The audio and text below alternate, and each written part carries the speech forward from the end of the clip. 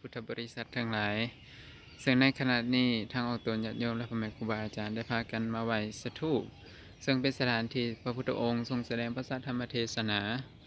ซึ่งในเมื่อกี้นี้เนาะพระภิกษุสงฆ์และออกตนญาติโยมได้พากันเวียนเทียนอ้อมสถูป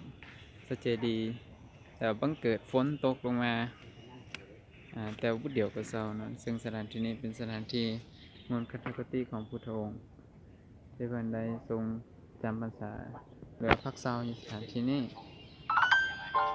ซึ่งนี่เป็นล้อมรอบบริเวณที่เป็นสถานที่บ่อนที่ของว่าป่าอิสิปตนมฤคทายวันเครื่องสมัยพุทธกาลคนทั้งหลายได้เบิ่งได้ชม ซึ่งได้ออกเป็นฝนตกลงมาครูบาอาจารย์ได้แจ้งให้ทักสวยกันไปกลับไปหารถค่าก็มีซึ่งนี้พระอาจารย์แขกเป็นกำลังไล่สดเพื่อให้ออกตัวโยมอยู่ที่ประเทศลาวเฮาได้ฮู้ได้เห็นนำกัน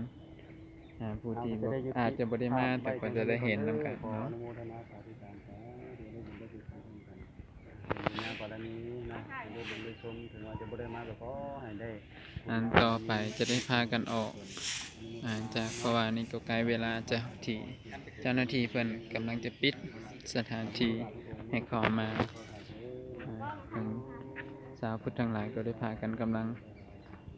ยับยั้งใส่สวยออกเป็นยังไงติดตามตอนต่อไปก็จะเดินพร